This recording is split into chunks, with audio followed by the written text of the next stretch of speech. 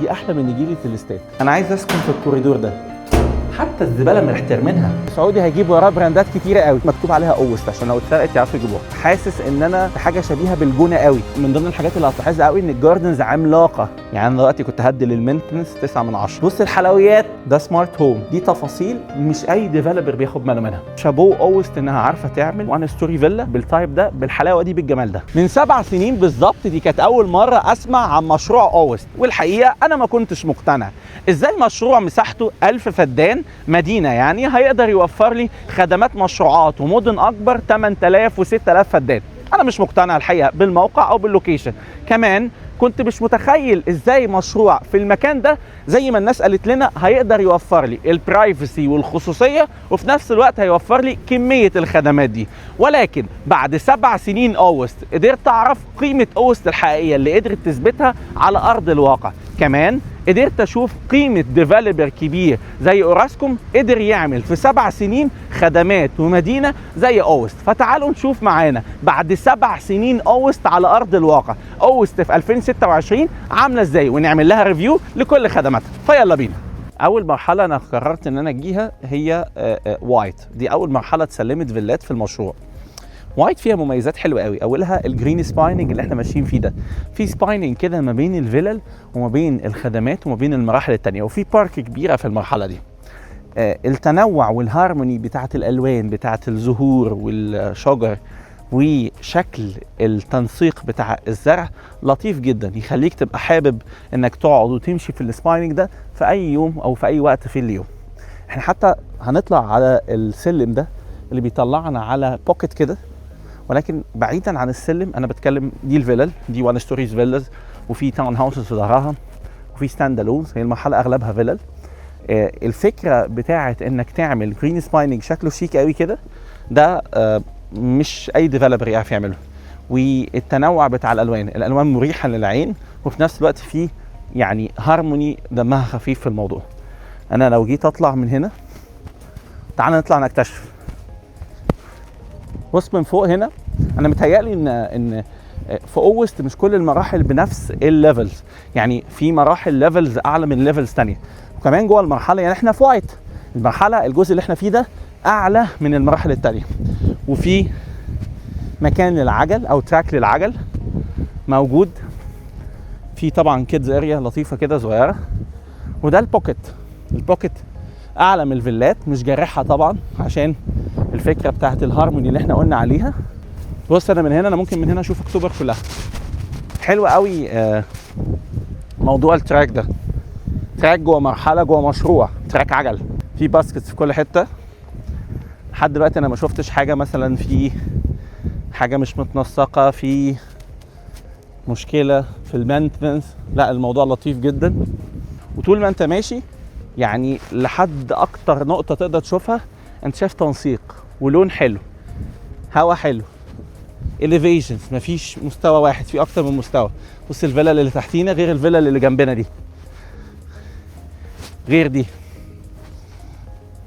الاثنين المفروض على بوكيتس، يعني اللي تحت ده باصص على بوكيت تانية بممشى كده ببروموناد، واللي فوق ده معمول بشكل حلو قوي.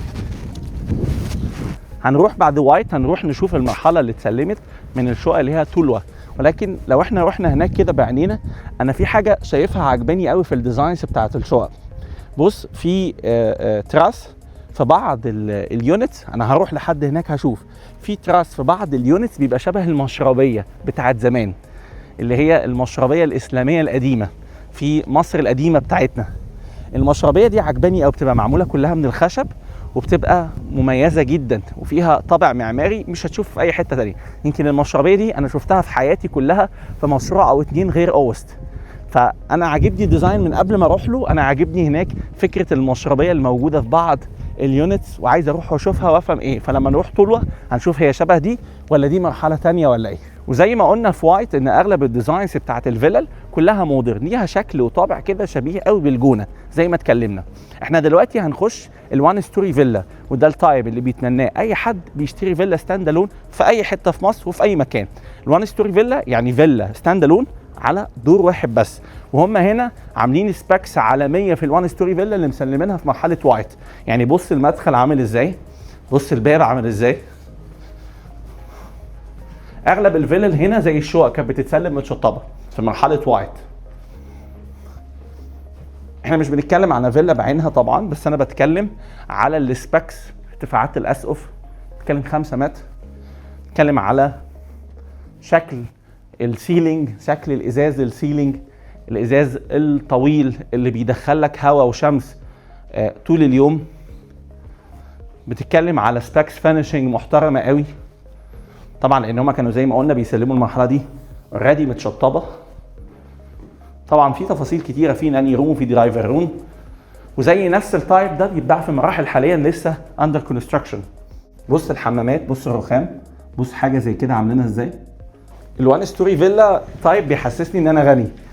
فتعالى بص، تخيل كل يوم من الماستر بيدروم بتاعتك بتطلع على الفيو ده. يعني انا اهو دي الماستر بيدروم، طالع قاعد على جنينه، ما عنديش بقى سلالم وهكذا. التايب ده مكلف جدا على المطور، والتايب ده غير انه مكلف جدا على المطور مش كل المطورين بيعرفوا يعملوه. الوان ستوري من التايبس الصعبه اللي تتعمل، واللي بيحتاج ارض كبيره وبيحتاج سبيكس عاليه، عشان كده مش كل حد بيعرف يعمله. فشابو اوست انها عارفه تعمل مشروع في وان ستوري فيلا بالتايب ده بالحلاوه دي بالجمال ده.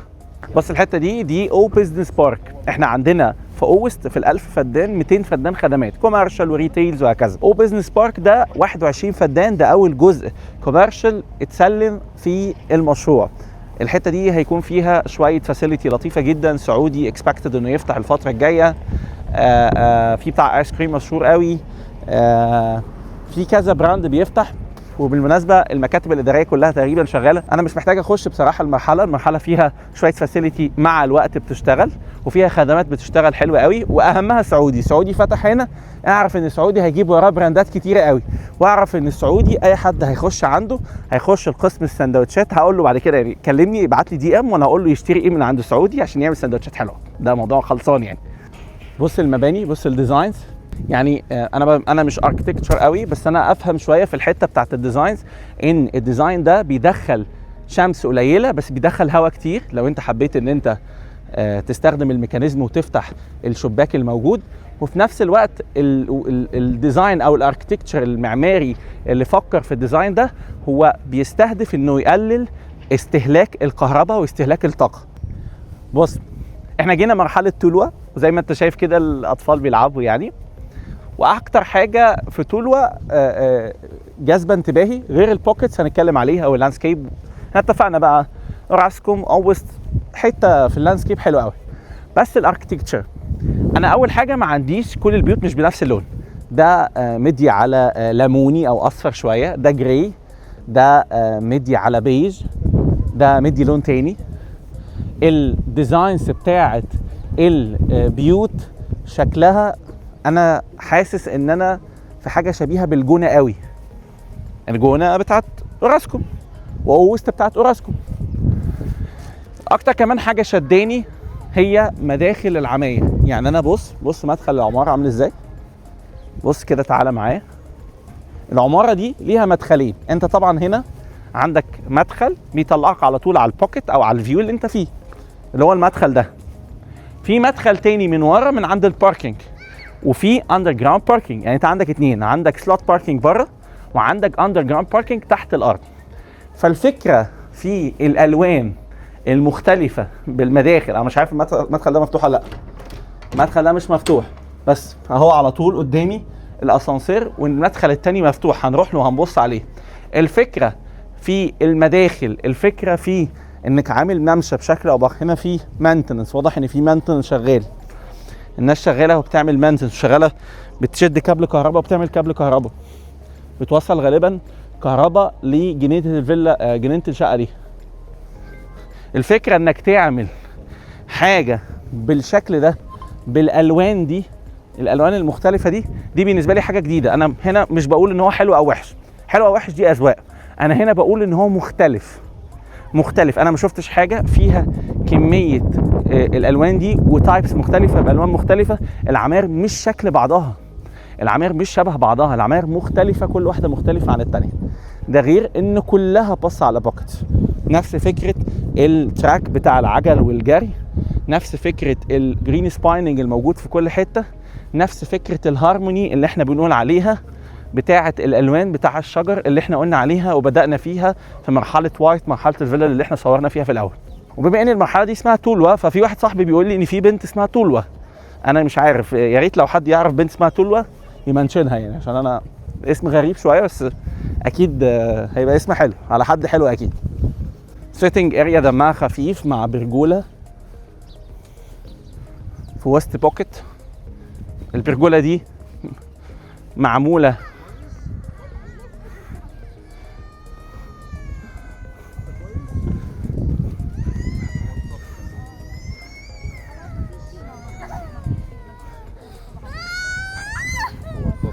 تعالى ما تزعلش ما تزعلش ما تزعلش. فكره البرجوله طبعا الولد وقع فاحنا رحنا نشوف الموضوع الولد اللي وقع ده. ففكره البرجوله المعموله بقماش، عامله برايفسي للناس، يعني الناس اللي قاعده تحت ما تشوفش الناس اللي فوق، خلي الناس اللي فوق شايفه الفيو بشكل حلو، لطيفه جدا. بص عامل اكسس يعني دي ار ديب جاردن. طبعا الجاردن هنا من ضمن الحاجات اللي هتلاحظها قوي ان الجاردنز عملاقه. بص دي ار ديب جاردن، بس الجاردن كبيره ازاي، دي شقه، دي جاردن شقه، فدي حاجه حلوه قوي. في جرين سبايننج بوكيتس كبيره قوي في مرحله تولوا احنا رحناها، بس الدنيا بدات تغيم فاحنا مش عايزين نصور كل حاجه عشان مش عايزين نضيع الفاسيلتي اللي هي المهمه بالنسبه لنا. الثلاث مدارس، السبورتس كلاب ال 40 فدان اللي هو واحد من اكبر السبورتس كلاب الموجوده في منطقه اكتوبر كلها. كمان مش عايزين نضيع الجزء الخاص بالكوميرشال اللي احنا هنتكلم عليه، اللي اوريدي بدا يتسلم فيه جزء او بزنس بارك. ولكن انا هنا في تولوا اكتر حاجه مدياني احساس لطيف جدا هي فكره الالوان المختلفه اللي انا ما شفتهاش في مشروعات تانية قبل كده، وفكره الديزاينز المختلفه. انا البيلدينج ده مش شبه البيلدينج ده، مش شبه البيلدينج ده، دي حاجه بالنسبه لي جديده انا ما شفتهاش قبل كده، ودي حاجه تخليني ممكن اكون مبسوط لان في حد يحب الحاجه دي، في حاجه دي حاجه تخليني ممكن اكون مش عجباني. انا بالنسبه لي عجباني ومختلفه وعيني مش هتمل مش هتزهق. انا عيني ما ملتش فتره قليله انا في الكومباوند، عيني ما ملتش ولا زهقت من شكل الالوان. طبعا الساينج بتاعت كل مكان، وخلي بالك بص لو انت جيت صورت هنا البلاعات كلها سواء كانت بلاستيك او ميتال يعني مكتوب عليها اوست عشان لو اتسرقت يعرفوا يجيبوها. نفس فكره الهارموني مكمله معانا. بص البيت ده يعتبر ارضي واثنين، وفي فلات ابارتمنت معاها بنت هاوس كبير، يعني دي تعتبر ارضي وثلاثه، في ظل ان ده ارضي واربعه، في ظل ان ده هناك ارضي وثلاثه، فما فيش حاجه شبه بعضها. دي حاجه وارد تبقى حلوه، انا مش ملان، ودي مدياني احساس ان انا دايما عايز اشوف حاجات جديده، ودي حاجه ممكن تكون جديده عليا انا ما شفتهاش قبل كده. دي اكبر بوكيت في تولوا، برضه نفس فكره الهارموني، نفس الشجر، الالوان، زرع متنسق. انا ما شفتش حاجه دلوقتي فيها مثلا مش متظبطه او كده، رغم ان احنا لسه في اول الصيف، واول الصيف ممكن وارد يكون في حاجات بتقع او كده. لا الدنيا متظبطه. بص النجيل عامل ازاي، مسطره احلى من نجيله الاستاد. يعني احنا عايزين نشوف اوست بتعمل النجيله دي ازاي ونخليهم يروحوا يعملوا نجيله الاستاد، لان دي احلى من نجيله الاستاد، معموله حلوه قوي، متنسقه مظبوطه، وريحتها حلوه. يعني هي مش صناعي خالص، هي ريحتها حلوه قوي. يعني يا ريت كانت الكاميرا تقدر تنقل الريحه. بس للحقيقه في ازازه صغيره واقعه في المشروع، فيا ريت اداره المينتنس تخلي بالها على كده، عشان الازازه دي خطر. الازازه دي انا بحذركم، الازازه دي ممكن تعمل مشكله. يعني انا دلوقتي كنت هدي للمينتنس 9 من 10، بسبب الازازه دي هديها 8. تولوا بالمناسبه مرحله صحيح هي خلصانه وساكنه وعايشه وكل حاجه، بس فيها يعني ليميتد يونت، فيها عدد قليل جدا من الوحدات افيلبل. شقق بتبتدي من اول 180 متر متشطبه بالكامل، واحنا هنطلع نشوف موكب للشقه دي دلوقتي عشان نشوف الكواليتي بتاعت التشطيب هل هي زي الفيلا ولا لا. واعتقد الستارتنج برايس بتاعها 24 مليون، بتدفع 2 مليون 400 مقدم يعني حوالي 10%، وبتقسط الباقي على 7 سنين وبتستلم فوري. استلام فوري ب 10% بس في طولوه متشطب. قلنا هنلف ونبص على الانترنس، ما عرفناش نخشها من الناحيه الثانيه، ولكن دي الفكره اللي انا بقول انا عندي دبل انترنس لنفس المبنى. ده مبنى 39.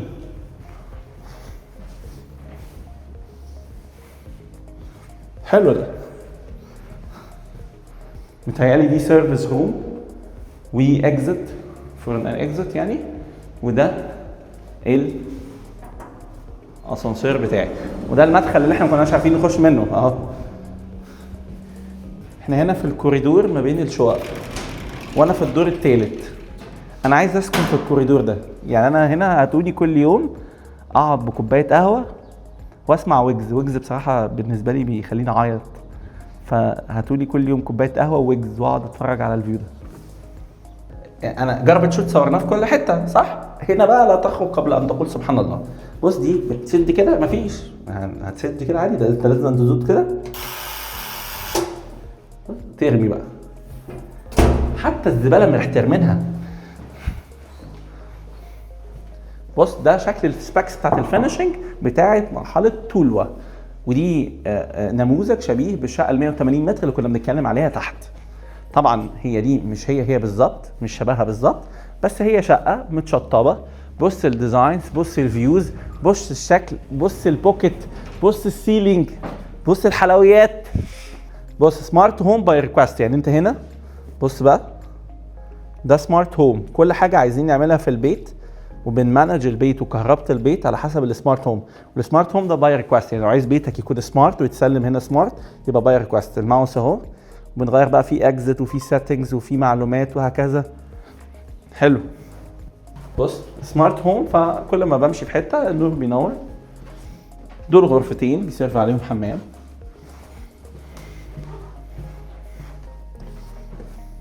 دي ليفينج روم ليها اكسس على التراس، ودي ماستر بدروم الحمام بتاع الدريسنج، وليها تراس لوحدها على الفيو.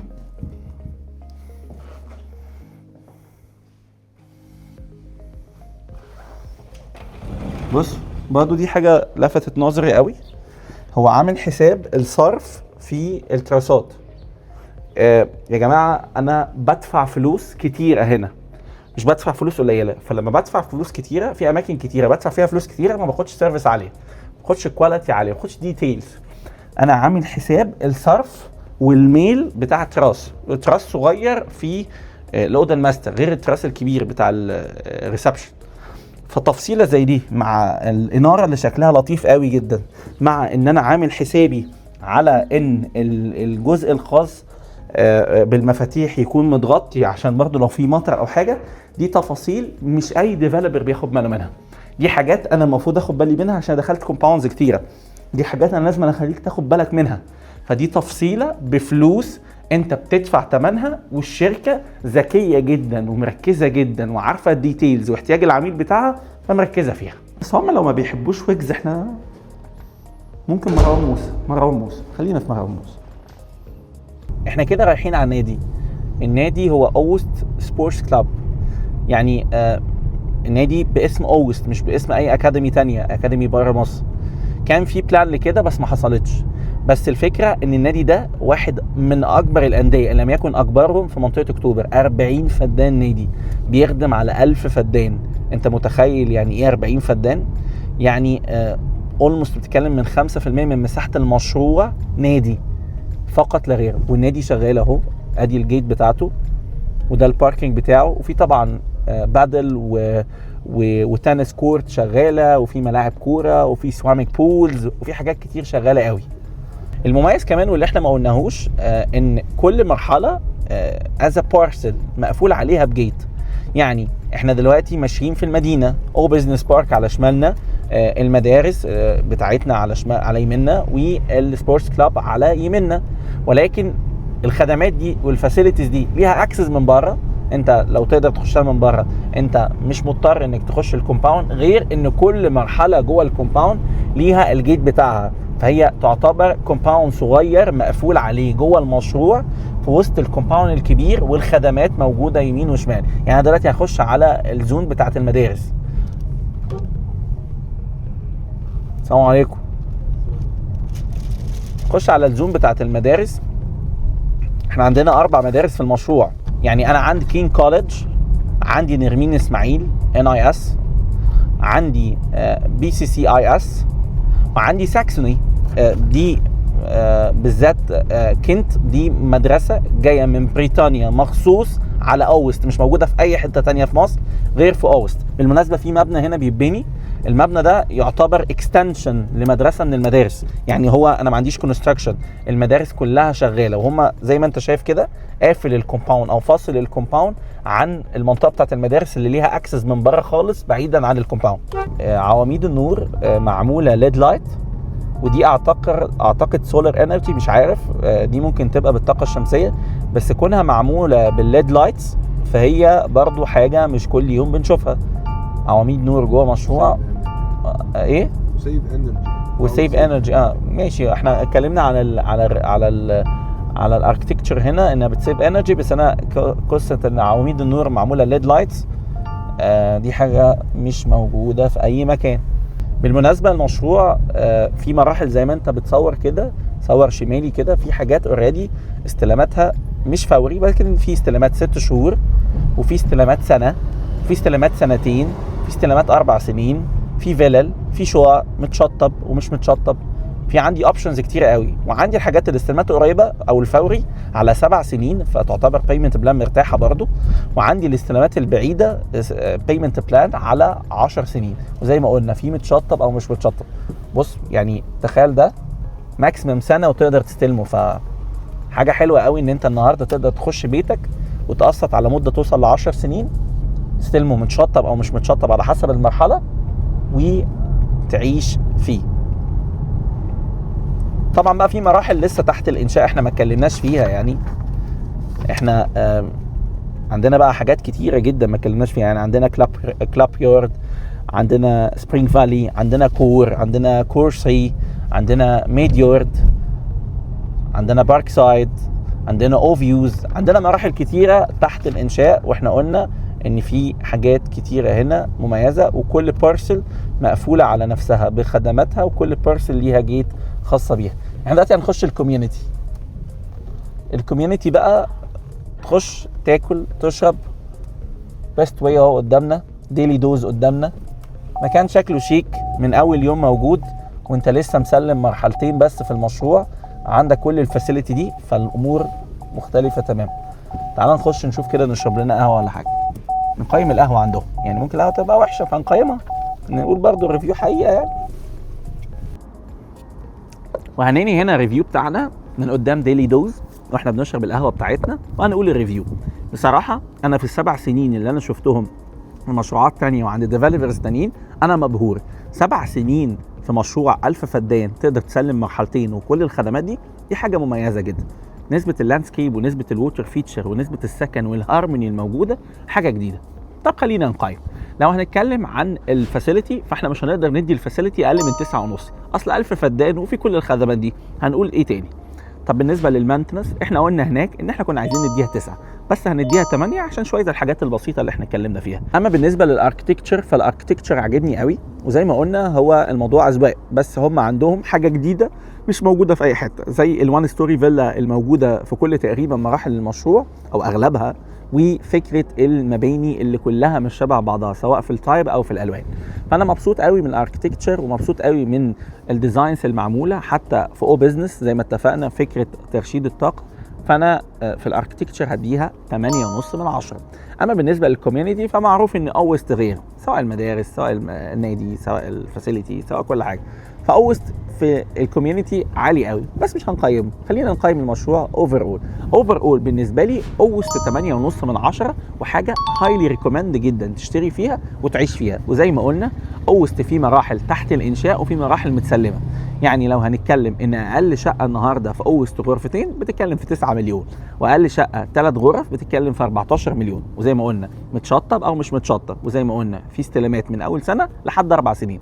اما بالنسبه للفيلل، فاقل فيلا تاون هاوس النهارده في اوست ب 21 مليون، واقل وان ستوري فيلا النهارده في اوست بتتكلم في 50 مليون جنيه، وكل ده بالقسط على 10 سنين. وهنا الريفيو بتاعنا يبقى انتهى، وقيمنا اوست وجينا اوست وشفنا ان اوست حاجه مختلفه وجديده انا حبيتها واحب اعيش فيها، وانت كمان تحب تعيش فيها. لو عايزين ريفيوز تانية عن مشروعات تانية في اي مكان ابعتولي او اكتبولي في الكومنتس. ولو عايزين تعرفوا ابديتس جديده عن اوست سواء في البيع والشراء او عن الكونستراكشن والمشروع ايه الحاله بتاعته في كل فتره ابعتولي برضه.